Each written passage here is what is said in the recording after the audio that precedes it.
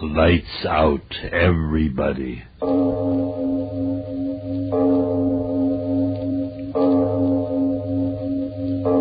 It is later than you think.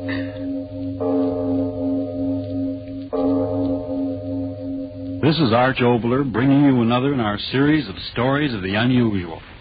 And once again we caution you, these lights-out stories are definitely not for the timid soul.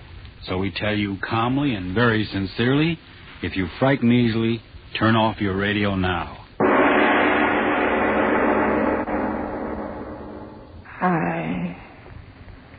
I know. It's dying I am, Father Donahue. And old as I am, I'm not ready to die until... come closer, Father, and hear my miserable confession. You know me as a good woman of the village. Yet I've heard what you say. There's no finer old woman in all the islands than the widow Danelle. But that's not so, Father Donahue. And if I'm to meet all my old friends in the island of paradise, then hear me out and pray for me. You know my sons, Thomas and Paddy, born on the same cold winter's night they were.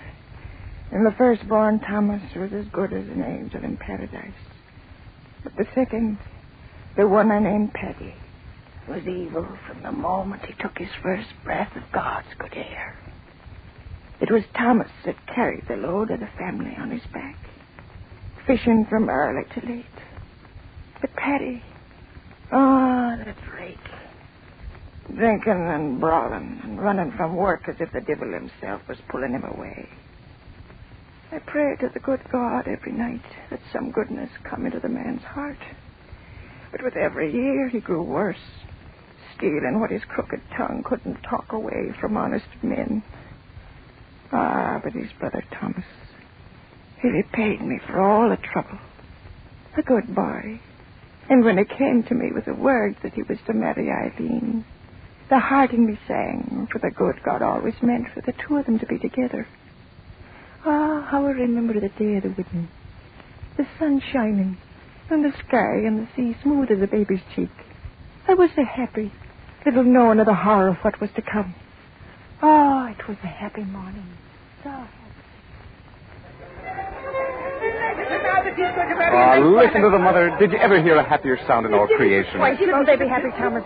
It's not every day that such a blessed marriage comes in the island. The prettiest girl in all the Blaskets waiting to be your bride as soon as the sun starts setting. My bride? Mother, that's a grand word. I'm happy for you, my son. I wonder where Paddy can be. Paddy? Yes, he isn't around. You know where he is. That's rake. It'll be a better wedding without him. Oh, now, Mother, don't say things like that. After all, he's your son and my brother. I've got a sorrow in my heart as he's drinking and brawling. Paddy, you did come. Speak of it, Jibble. And why shouldn't I be here? There's an honest stranger that are welcome at your wedding. Oh, no, Paddy, that's not the way to talk. There's food and drink and... No, wait a minute. I've got more important things to do than to be filling me belly. Listen to me, Brother Thomas. Is your head that full of weddings that it can't get a chance of making us all richer than a Yankee? What do you mean? Yes, speak up, Paddy. What devilment are you up to now? Devilment nothing. It's honest money I'm talking about. And may the next pipes and tobacco be at me on wake if I'm not telling you the truth. I'm listening, Paddy. Let's hear what you have to say. Do you remember the hulk of a ship that was wrecked off in Eastern Abroad a bit ago? Well? Well, I went there yesterday to see if there was anything worth having. Listen to me, brother. In the bottom of a pool no deeper than this room is lying enough bolts of copper and brass to make you and me the richest men on the island. What? You can believe there is. Wouldn't you rather bring the bride a pocketbook filled with gold sovereigns than the empty leather you've got now? But, Paddy, wish you, Mother. You talk to the men. But if it's in the sea, it'll wait until after the wedding. Wait, will it? And with those Inish boats sailing all around the place, I tell you it's now or never. And may my sword to the devil if I'm not saying true words. Thomas, it would be nice to have a bit of money in the house. Yes. Well, then what are you waiting for? You've got a boat big enough to handle the stuff, and I'll be there to help you. And in 3 hours you can be back here dancing. It's Eileen. Let her have the word whether you stay or go. Stay or go where, Mother Danelle? What's going on, Thomas? Well, You see, Eileen... You're the day short. Let me say it. Eileen, there's a fortune in brass and copper bolts waiting for us in water no deeper than a man's neck, over off Innisnabro. And Tommy here thinks you'd be fool enough to say no to his going. But must he go now? The sea doesn't wait. He'd be back in 3 hours, Eileen. I just think, Eileen, you'd have it just for every day of the week. Thomas, do you want to go? We could build a new house with the money. Mother Donnell, do you think Thomas should go now? I mean, with all them out there? Well, we're so poor, and Thomas, young as he is, so worn and weary from work. Maybe this is God's blessing, a gift from heaven for putting our faith in him who watches over all of us. God's blessing is right. £100. And we'll be the kings of the island. Come on now. We can take the side path down the cliff. Wait, brother. Eileen, is it your wish? I'd be a poor wife to you, Thomas, if I stood in your way of making a living before our marriage. My darling. There'll be time enough for that now when we get back. Come on, Thomas. Let's get out of here. Hurry back to me, my dearest. The sea will take me to our good fortune, and the sea will bring me back. Out this way, Thomas. Come on, hurry up. Yeah, I'm coming. Until the wedding, darling. God go with you. Thomas! Yes. I'll be back in 3 hours, Mother. As rich as a Yankee. Bye. Oh, Eileen. Oh, little baby, why should you cry? Thomas is proud to see so many times. Why should you cry this time? Oh, Mother Donnell, I'm frightened. Frightened? And tell me, why should you be frightened? I don't know, but when that door closed behind him, it seemed as if the waters of the sea were closing over. Oh, Mother Donnell, oh, Miss Claude, I'm so afraid. And soon, Father Donahue, Eileen and I left the dancing and the fiddling behind and climbed the long path up to the top of the cliff so our eyes could see far out over the water. And all the time, Eileen kept crying that she'd never see Thomas again. That she'd never see Thomas again. Oh, Thomas. Oh, stop crying and say the things you're saying, girl. It's tempting the devil to do his evil work. Oh, I haven't climbed up this path for a minute. It's a little too steep for me old bones. Thomas, where are you? Oh, now stop that, girl. Our Thomas has found so much copper and brass, it's taken him longer than he thought. Oh, Thomas wouldn't come back like he would. Oh, well, Paddy would if there was a shilling extra to be made, and he's talked Thomas into it with that sharp tongue of his. The last ship. I know we'll see them. They're both way down with good fortune. Eileen, stay away from the edge. You'll go over the cliff. Oh, Mother Donnell, to the west. What? To the west where they went. The water. Oh, Mother, that wind. Where did it come from? Oh, to the west where he was. But in all my years, such a wind has never been before. The water. Look at it swirling and tossing before the wind.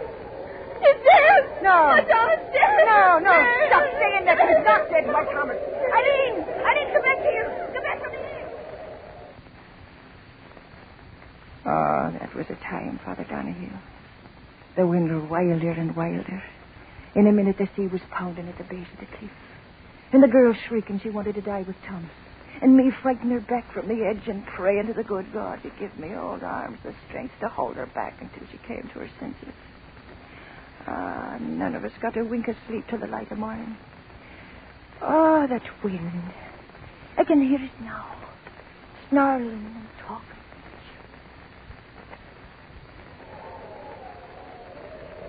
Widow Donnell! What? A boat. Your son to the west. Why, my son? Aye, come on. Dead? No, the boat's coming and there's living hands on the oars. Come Oh, on. to the Scotterman, he's a thank you for their mercy. Mother Donnell, I heard someone say. Oh, Mother Donnell. Eileen. Lily. Eileen, the merciful God has brought them back. Come Oh. on, quick. They're trying to get into land. Hurry now. Oh, Mother Donnell, quickly. No, wait, Charles, your shawl. Your shawl's there. Now give me your arm. Oh, my old Hurry, leg trembles. Oh, I hurry. can hardly walk. Yes, lean on me. Oh, Hurry. Mother yes. Donnell. Yes, I'm moving fast as I can. It's hard. It's hard to get against this wind. It will. Let him live. You bless it for the life of one. And I bless it for the lives of two. Good neighbors, let us through. My son. That's the Widow Donnell now. Let us through. Take the Widow Donnell now. Come on. Oh, I can see nothing. The waves in the dark. Eileen, do you see? Oh, yes, Mother Donnell. I see them. I see. Where? Point it out to me, girl. Where? Oh, over there. Follow my finger.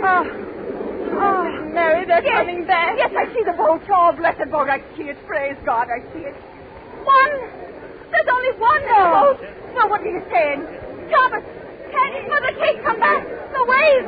The girl's right. There's only one in the boat. Wait! The boat's in! Thomas! Oh, no. No, Eddie, wait for me. My son, take me to him. Oh, yes, forgive me. Come, I'll help you. Margaret, girl, I didn't good girl. Oh, which one? Thomas, I know it, Thomas, I know it. Yes, Thomas, the good Thomas, he lives. Stand aside, everybody. Let the widow Danelle and the girl through now. Let them through. Let Some me other. go. No one. My son, which one? Well, I'm back, Mother. Are you pleased to see me? Paddy. Oh! Please, stand back now. You, Paddy. Yes, me. Ain't I got a right to live? Tell me quick, where is my son? Where's Thomas? Tell me, Paddy, where is my Thomas? Where do you think he is, old woman? Dead at the bottom of the sea.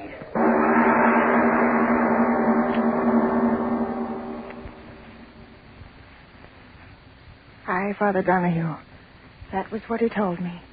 My good Thomas was dead at the bottom of the sea. Dead. The good Thomas dead, and Paddy the evil one, alive.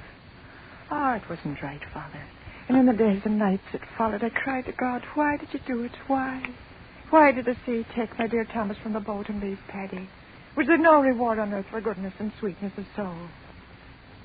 And in the seventh night of my sorrow, there came an answer. I was lying on my bed. Outside, the sea was singing and whispering.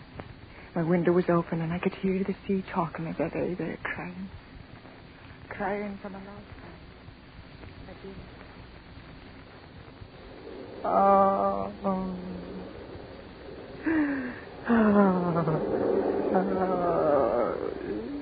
Do not cry, Mother. Mother. I heard a voice. You heard me, Mother. Thomas's voice. Oh, no. No, it's some wildness in my weary head. Mother, I am so weary.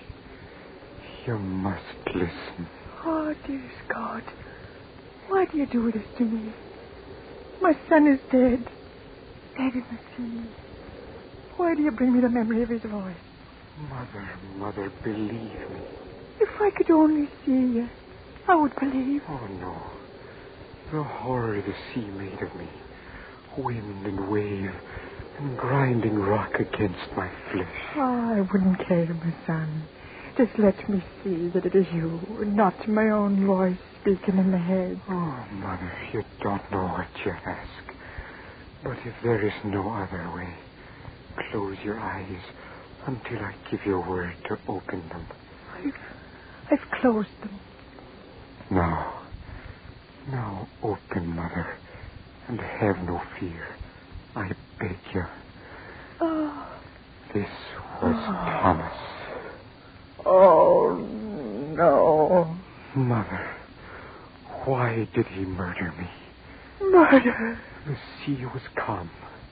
We reached the pool where he said the copper and the brass lay. I stripped off my clothes and dove under. Oh. And when I tried to come up for another breath of air, oh, Mother, he wouldn't let me do it. Oh, no. With his hand, he held me under.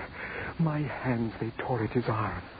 But he held me down until at last I screamed for mercy. And the water filled my mouth, my lungs, and killed me. My own brother killed me. And that is why I tore myself out of the sea. I want to know why he did it, Mother. Why? I cannot rest in peace until I know and understand. You tell me, Mother. Oh, speak, Mother. What gain could come to him for such a horror? I do not know. Oh, believe me, my son. I do not know. Then I must go back.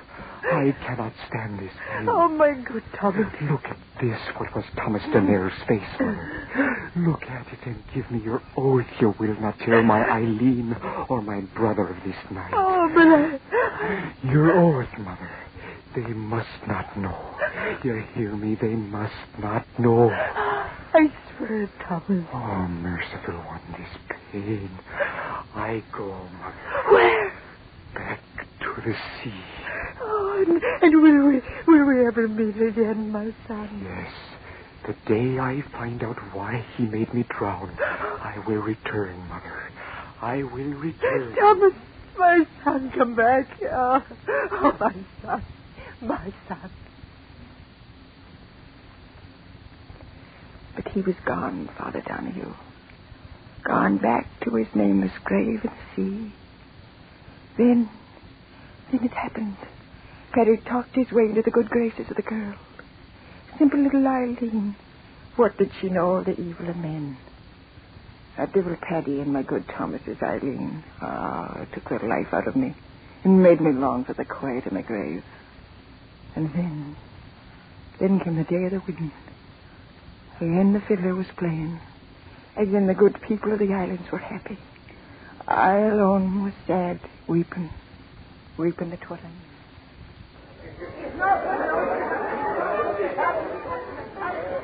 Oh, Mother Danelle, why do you sit here apart from all the rest and weep? I'm not weeping, girl.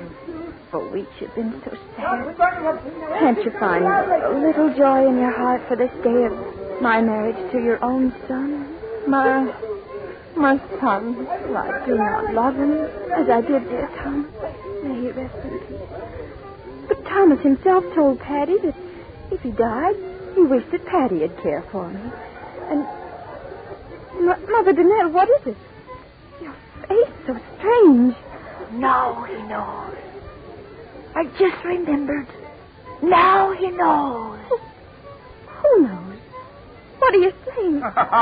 There you are, my little bride-to-be. Why waste your wedding day with this old woman? Mother of mine though she be, her face is sour enough to curdle milk. Come on away now. No, wait, Paddy. Mother Danelle, you must tell me. What is it that makes you stare at Paddy with such an awful look?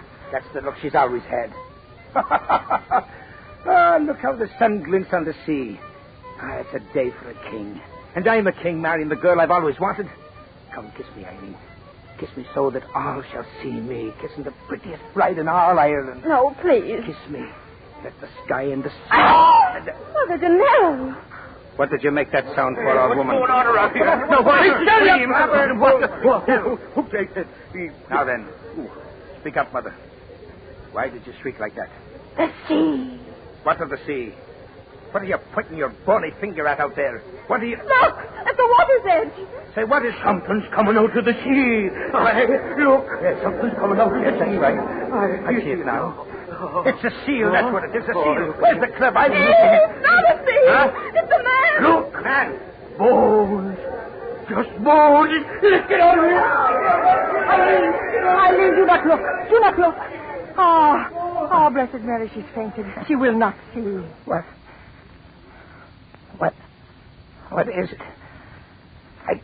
I can't move. I cannot move. No, you cannot move, my brother. You cannot move. That voice. Bones and little flesh, and yet you know the voice.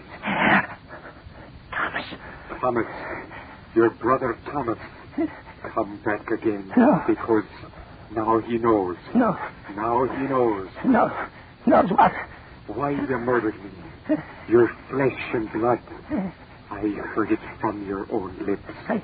You wanted my Eileen always. That's why you did it. Your clever tongue can no longer save you, brother of mine. I have come a painful way to get you.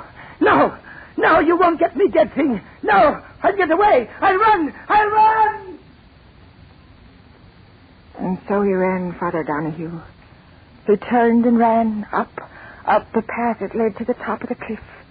And behind him, slowly sobbing with the pain that tore at his dead bones, climbed my dead Thomas after him. And after Thomas, dragging my old bones, I went.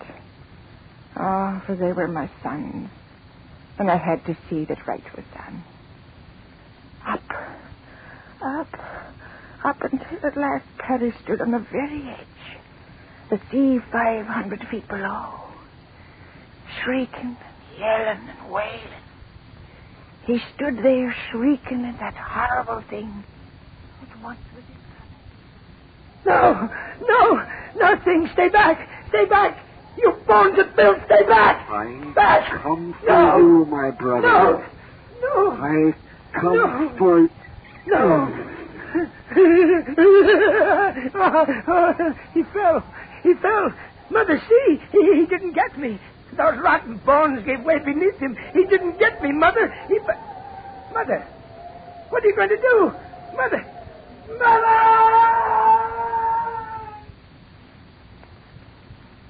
Over the cliff Paddy went, turning and twisting, and into the sea where the water covered him over. When the others of the village came up there at last, I told them that the old bones of Thomas had done it, had clutched Paddy close to and thrust him over. Oh, Father Donahue, listen. It was I that gave that final push that sent the evil son of mine to his death. Thomas tried and failed before he had his last measure of revenge. So I did it, Father. I gave Paddy the new life, and I gave him death.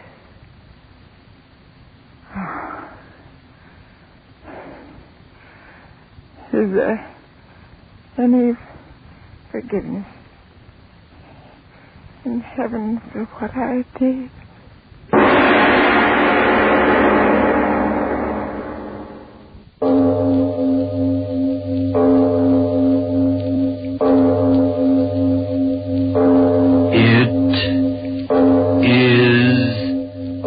Later than you